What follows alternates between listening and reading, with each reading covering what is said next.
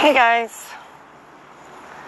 I am live in Phoenix right now, and I just wanted to show you guys,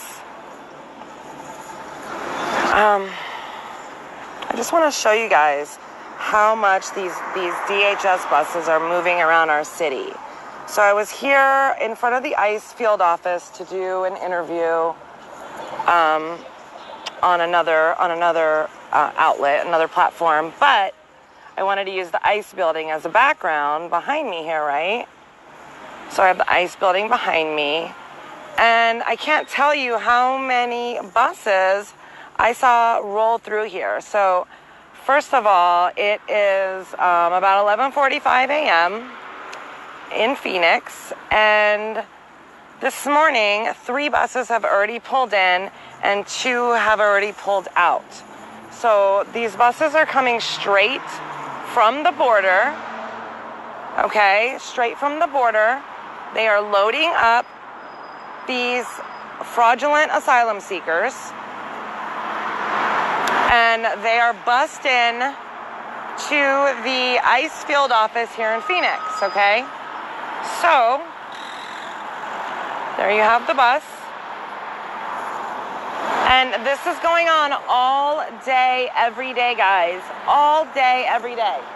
So this bus right here, we're not sure if it just came back from a run of dropping them off or a pickup, picking them up from the border.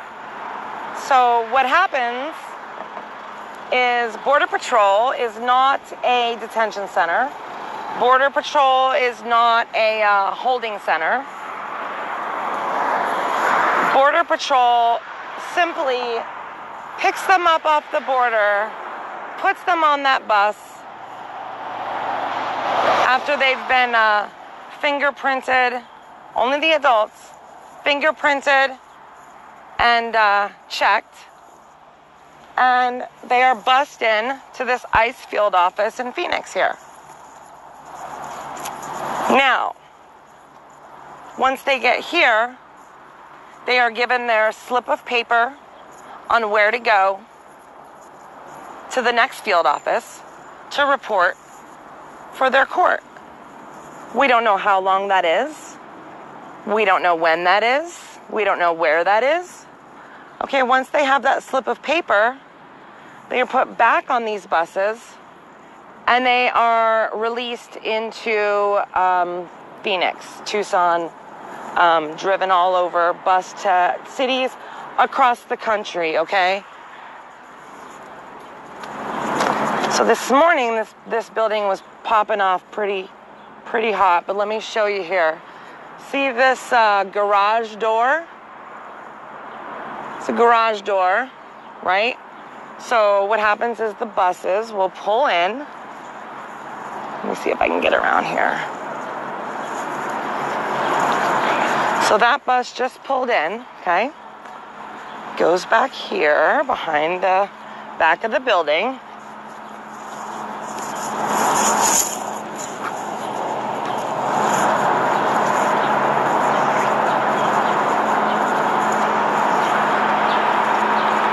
Right?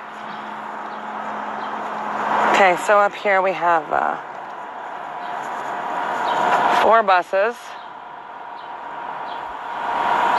Okay. 4 buses. So from here they will pull the bus into this big garage, right? And then they unload them under the cover of this building. They don't want you to see them, okay? They will unload them in that building, and this building leads directly into the ICE office, okay? So once they've been given their slip of paper here at the ICE office, then the bus pulls back into this garage, loads them back on the bus, and the garage doors open. They can fit 2 buses in there too, by the way. The garage doors open and the bus rolls out. All day, Every day, guys. All day, every day. So, buses in from the border, they go here. They're given their white slip of paper, and they are bussed out. On your dime, on the American taxpayer's dime. There's no end in sight to this, you guys. No end in sight. So we are calling upon our governor, Governor Doug Ducey, to enact the 10th Amendment of the Constitution, which calls for the state's rights to protect our state in the event of an invasion, okay? That means, and I wrote it down here on my hand so I wouldn't forget, the 10th Amendment, an invasion, a hostile entrance upon the rights or possessions of another, which is exactly what is happening, okay? This is a war, but not with tanks and bombs, guys. This is a war of mass migration to fundamentally change this country and take this country over, okay? I was in that meeting last night for 2 hours with our elected officials, the people we put into office to legislate and advocate for our best interests, okay? 2 hours I sat in that room, and I listened to 4 of our state representatives, 4 of our elected officials advocate for the needs of another country's citizens, okay? So let that sink in for a minute, guys. They do not care about you. They want to replace you. There is a gentleman by the name of, my mind went blank. He is the president of LULAC. LULAC, come on, help me out, girls. We just pulled this up this morning. President of LULAC, hold on. Richard Estrada.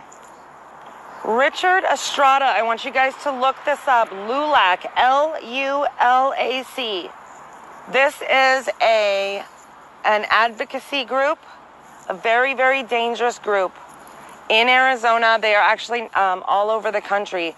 And he got up on that panel last night, and he said the problem with, yes, LULAC, you got it right. The problem with the asylum and the border crisis right now is Americans. We are the problem. So if we weren't here, they could just come right in, right? So these people have an agenda. And let me tell you what his agenda was in the state of Arizona, okay? LULAC sued the state of Arizona for the not having to provide proof of citizenship on your registration to vote, okay? LULAC sued the state of Arizona to not require people to prove their citizenship when they register to vote, okay? Our spineless and feckless Secretary of State, previous Secretary of State, now we have a Democrat in there, a progressive Democrat. So imagine how bad this is gonna get, guys, okay? Our former Secretary of State, her name was Michelle Reagan, she settled on that court case with LULAC and filed a resolution that allows, that said, yeah, we don't have to provide proof of citizenship to register to vote in federal elections, okay? They are taking Arizona. They are coming for Arizona. We are hanging on by a thread, okay? We have a crisis in Yuma. We have a crisis in Tucson. The crisis is spreading to Phoenix. We are importing hundreds of thousands of government-dependent people from another country. We are done. Do you guys understand this? Done. So we are calling upon our governor. I want all of you to reach out to Governor Ducey's office and send an email, make a phone call, states' rights. We demand that our governor take action. We demand that our governor protect the citizens of Arizona. We demand that this stops, that these people are not coming here for immigration. They are coming here for a hostile takeover of our country. So we sit back and we allow this. We're going to be the United States of Honduras by next year. Mark my words, guys. Okay, I am tired of listening to talk. I am tired of listening to people complain about this. I am tired of listening to Trump say that he is stopping these caravans.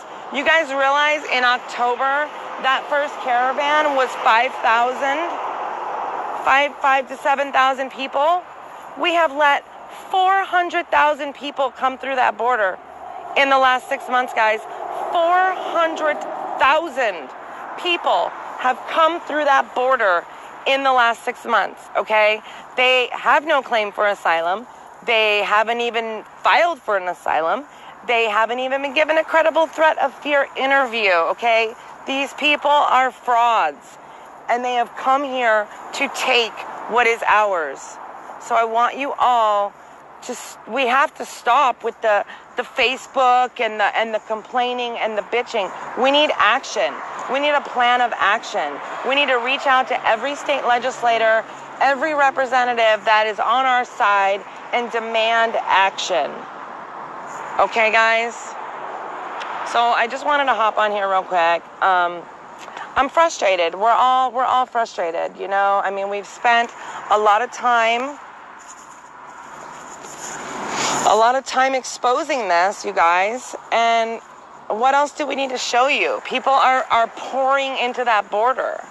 You know, this weekend we have some big stuff planned, so stay tuned for that. We'll be up in Yuma again Friday, Saturday, Sunday.